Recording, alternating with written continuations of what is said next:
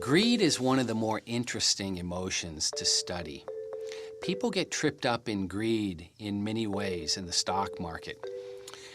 For instance, a lot of people plunge into the market because of greed. They think they've got it figured out and they're gonna hit a home run right now on this stock, and they plow in, and then the market doesn't do what they thought it was going to do and they get caught.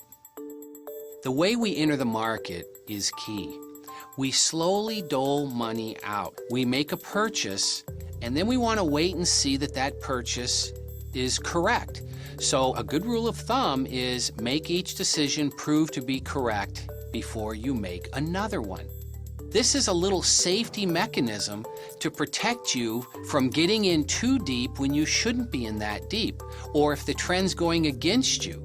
See, if you plunge and you're in very deep, but you don't have much of a cushion established, it's very easy for you to get shaken out. I actually believe that an investor is probably better off if they take a smaller position in a stock that they can hold through the life of the move than try to plunge and take a much larger position, and at the first sign of weakness, bailing on it, then trying to buy it back and going back and forth. You're just a lot better off starting at your comfort level. In a climax run, you sell everything. This reminds me of the time I owned Qualcomm back in 1999, a fabulous leader.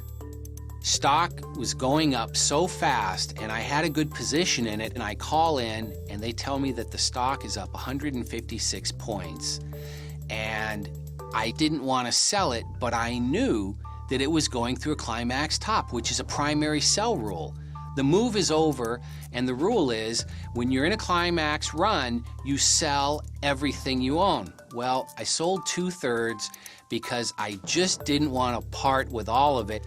And this is a mental trap that a lot of investors actually slip into, and they don't realize it. Consulting a MarketSmith chart can help you follow rules and avoid emotional pitfalls like greed.